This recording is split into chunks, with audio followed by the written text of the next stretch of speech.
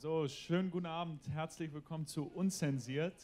Unzensiert ist eine neue Reihe auf dem Filmfest Hamburg, in der wir in halbstündigen Gesprächen mit Regisseuren aus der ganzen Welt so ein bisschen versuchen werden, das Spannungsfeld zwischen Freiheit, staatlicher Einmischung und Kunst zu beleuchten und uns mit Regisseuren zu unterhalten und Filmemachern generell darüber zu unterhalten, wie es ist, Filme zu machen in einem Umfeld, in dem man nicht nur finanzielle Hürden überkommen muss, sondern eben auch einem ganz andere Steine in den Weg gelegt werden.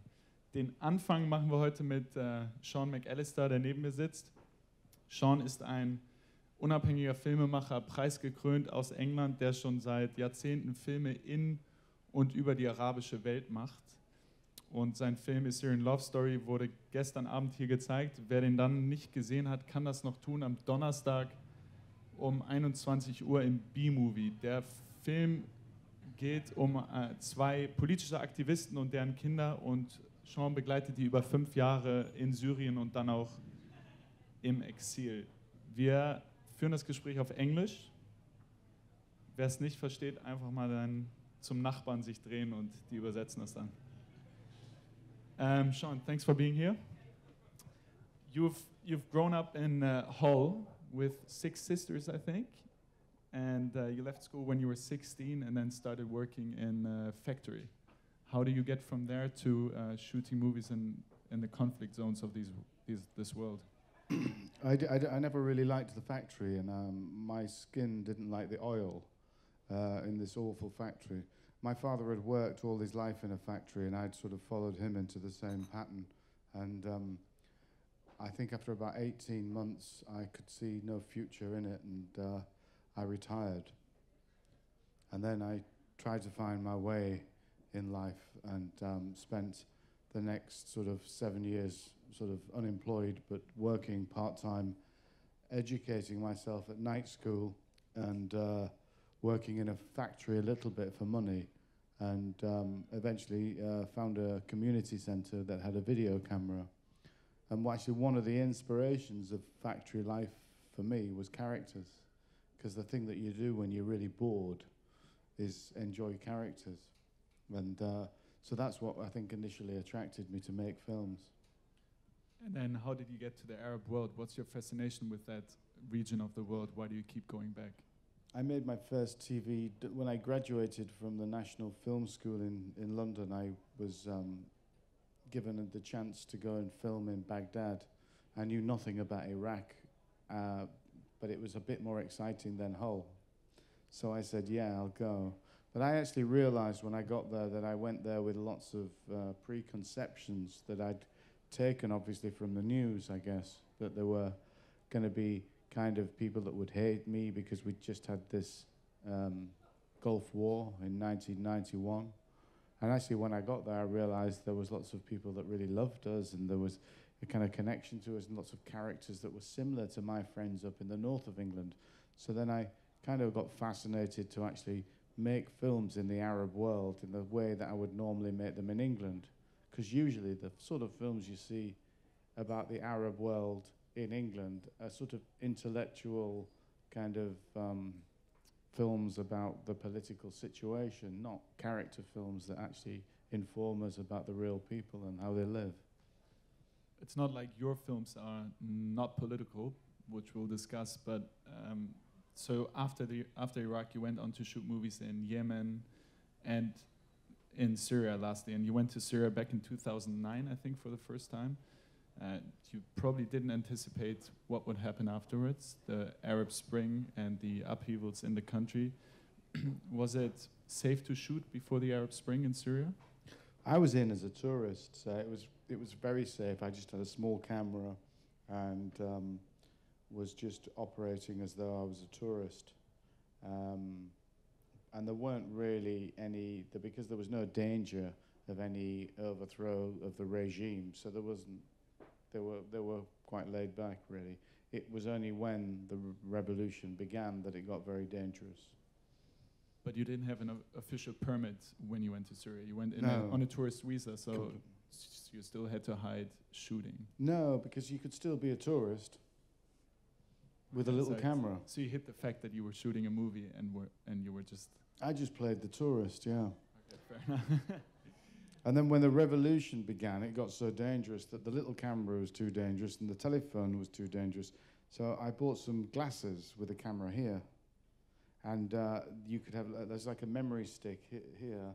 And they had really good sound as well. So I was filming with the glasses, because if you go out and there was like this protest or whatever, and you simply pick up a device to film, you will be shot by the Shabiha or the snipers from the regime. Okay, but when you first went to Syria, your movie hadn't been commissioned yet. You just went there to see the country. What was your initial idea? Well, I've been making these films, as I said, in Iraq under Saddam and after Saddam, and somehow I was finding myself always in the Arab world when there was a conflict, when there was a war. And the guys there used to always tell me about the golden days in the 80s, when I think Iraq was quite prosperous, and there was this thing that they had which was fun with fear. And I wanted to experience a bit of fun with fear when there was, and in a way I think Damascus was, when I went, it was kind of booming. It had a booming tourist industry. I mean, that's what's the most tragic story about the whole country, really. There was a lot going for Syria that was gambled. I suppose some people would argue that the gamble was on the side of the revolutionaries that started the revolution. But I would also argue that the gamble was on the side of Bashar al-Assad and how he responded to those people, because when they went to the streets in October 2011, they were not asking for the overthrow of the regime or the president. They were simply asking for him to deliver the reforms and democracy he promised in 2000. They just wanted to talk to him. And so anyway, my original film was about trying to make a film about a functioning dictatorship. Which then turned out to be a very different film. Well, I met Amma, my character, who's here with me and hiding in the back because he's a bit tired. And he's sick of being a celebrity. Robert De Niro for a week is enough for him.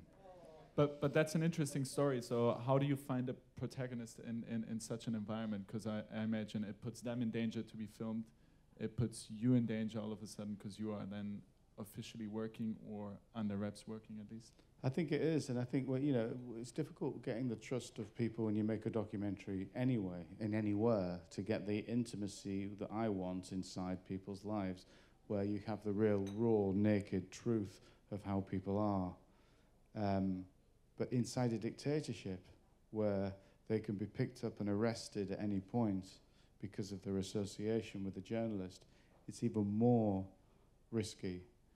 And I'd been in Damascus eight months before I met Amma, and it was when there was something quite striking about, I think you're kind of, as a documentary filmmaker, I'm kind of there looking, learning, but also waiting to meet that moment when I know that's the story and that's the character and that's the road in.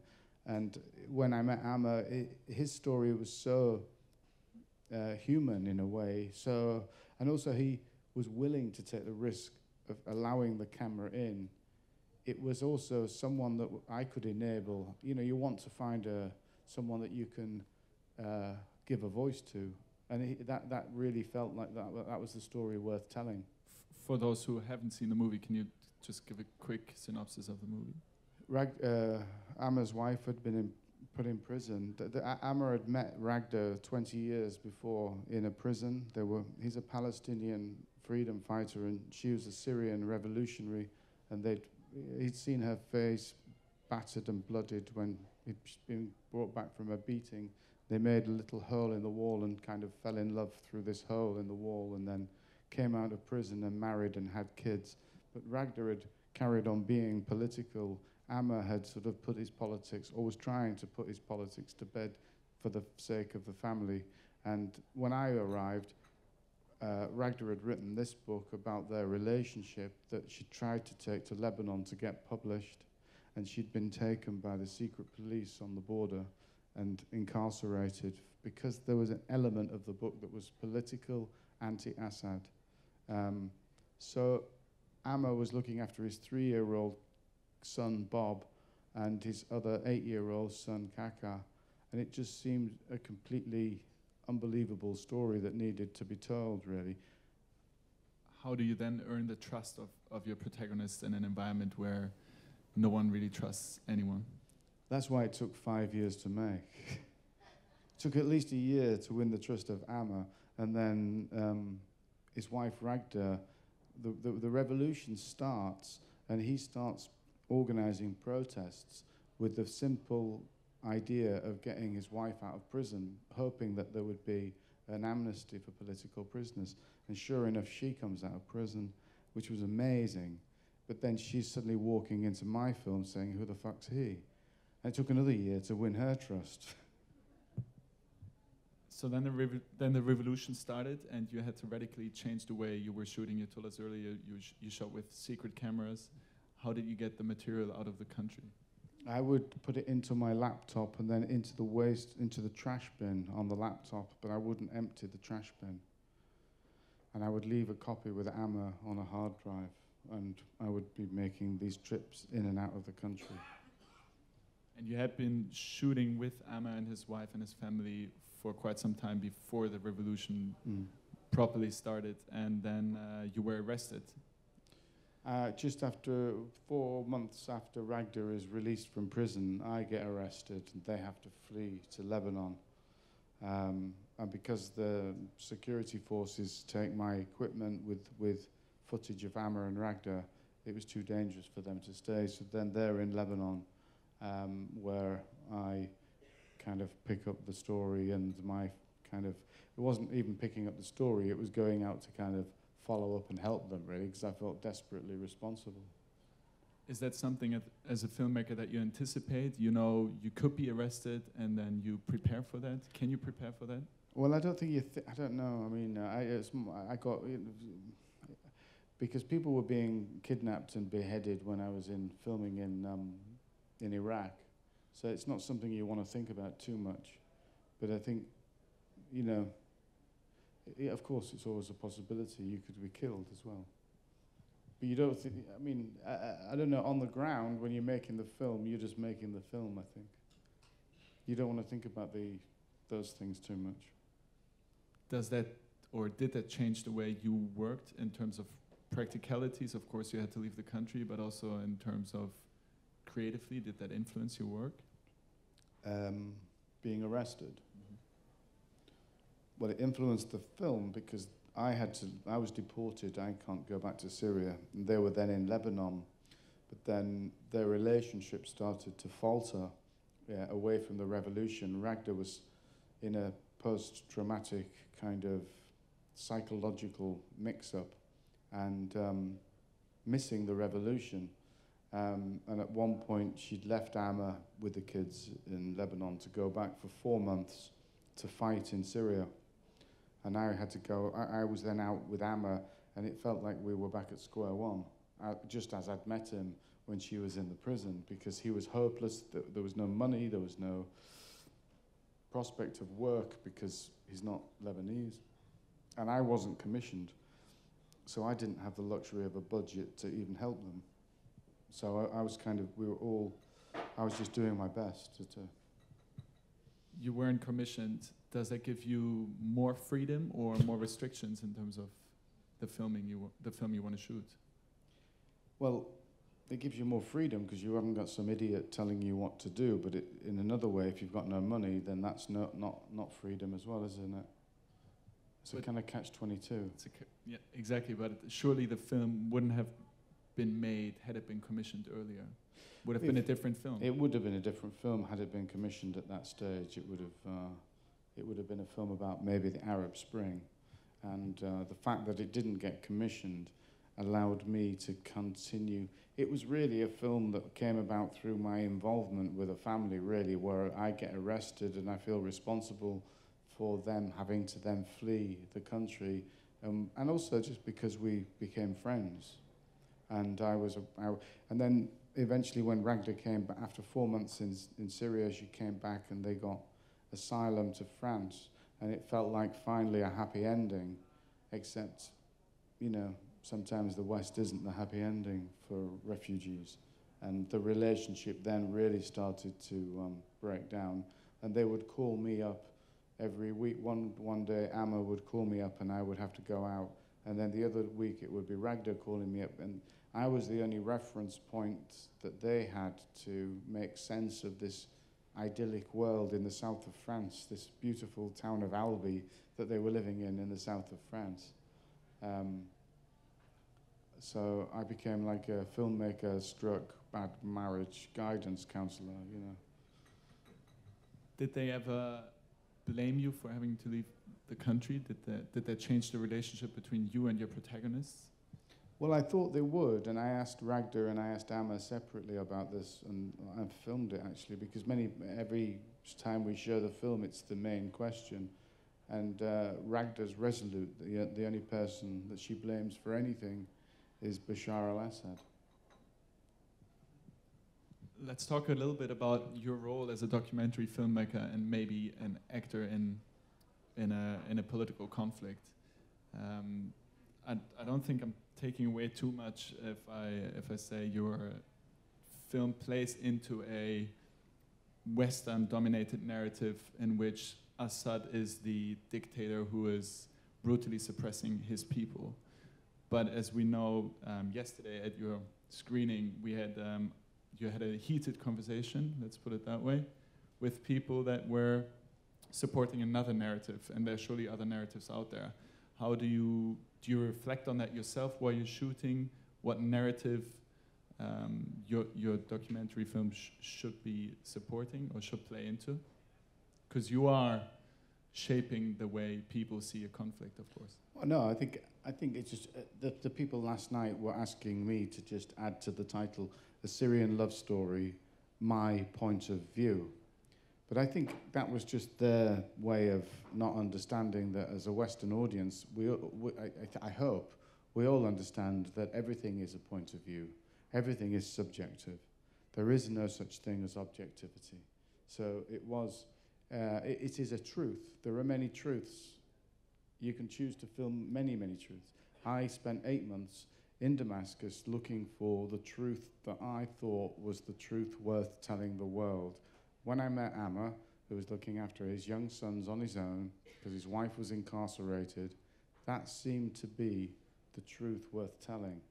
And that's the one story I told as all of these big tidal waves of change occurred over the 5 years. A very small, intimate, personal story of a family. And I think that's I stand by it, really. It is a intimate story of a family, but it's at the backdrop of a political conflict in the country. So you're choosing sides when you're filming it, correct? I'm choosing sides against. Totally, completely.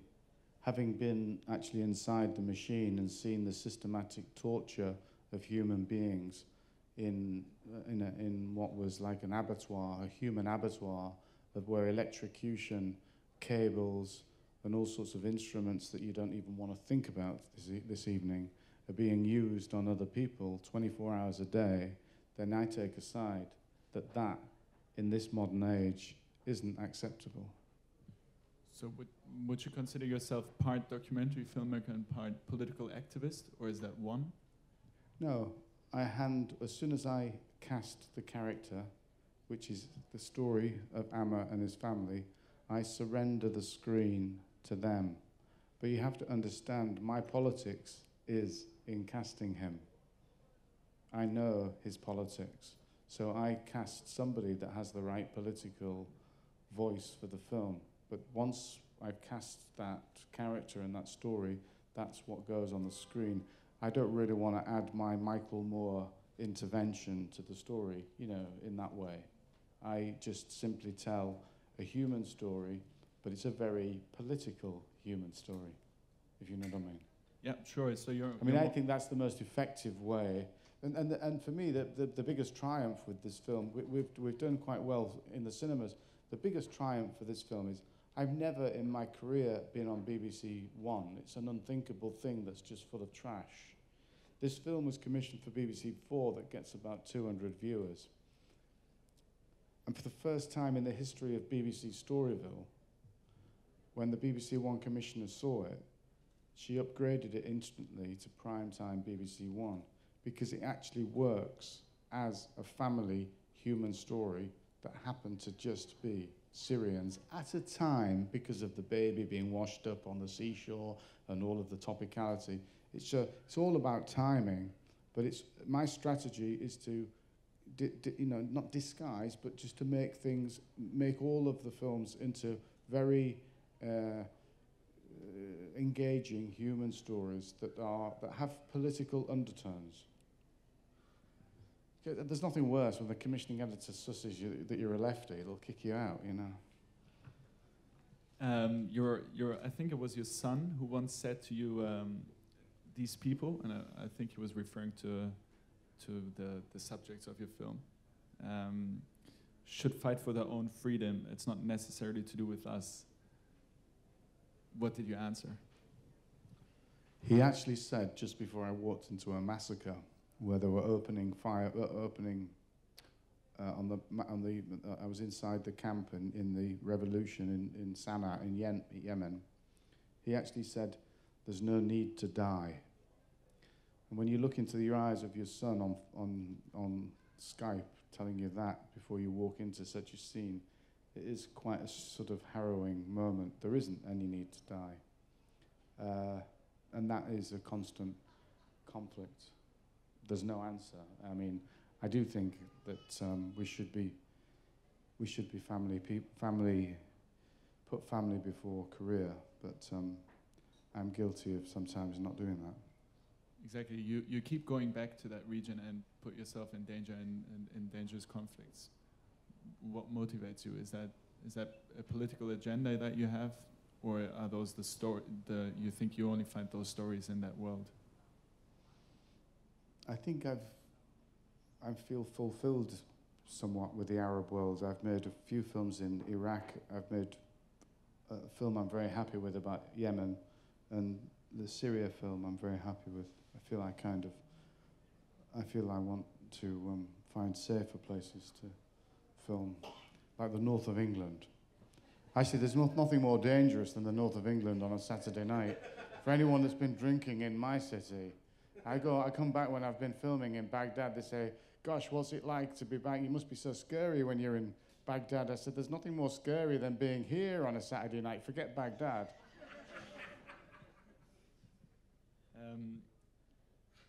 So I guess it's true, isn't it? You know, all of that kind of.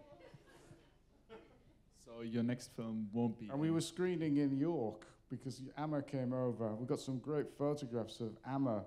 We drove in to screen the film in the cinema in York, and we were late, and we ran in to do the Q&A, and then some people took us for a drink, but we forgot where we parked the car.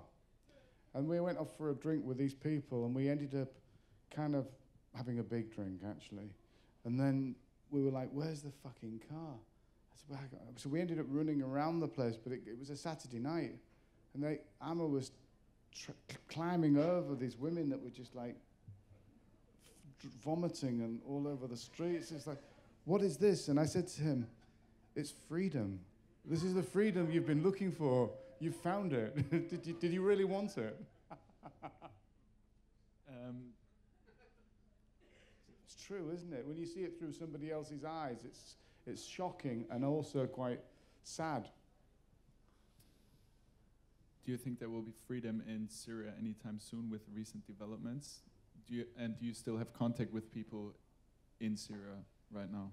I have a few friends that are still in Syria. I think the chances for freedom could be what Amma's idea is, that we just have we try to enforce some safety zones or no-fly zones to protect people. 95% of the people being killed in Syria are being killed because of President Bashar al-Assad's barrel bombs, not because of ISIS. And so we need to deal with the problem. And of course now Mr. P has put his foot in, so the whole thing's becoming much more weird and dangerous. There could be enforced safety zones that would bring a level of freedom like we did in the north of Iraq at the end of the Gulf War. But I don't know if there's the will from our leaders to do anything to save Syria. It feels like there isn't really that will. But you will never go back to Syria, correct? I hope so. It's got my most favourite hummus in the Middle East is in Damascus. I've got to go back and taste that before I die. But you're not. What I'm getting at is you're not allowed back in the country. Oh, not until Mr. Assad decides to, or unless. But I don't think there's any way that he's going to leave without leaving in a box, unfortunately. But I don't know if we've got the will or whoever to do that. I don't know. Okay, and your what's your next project going to be like? Since this film is going to be showing on BBC One, you'll probably have quite a few projects lined up, right? Well, they've invited me in to talk about having my own chat show, yeah. So I was thinking of inviting this guy as my first guest. What do you reckon? I'm up for it. Do the reverse. Bring him in and I'll interview him in broken German. All right, Sean. Thank you very much.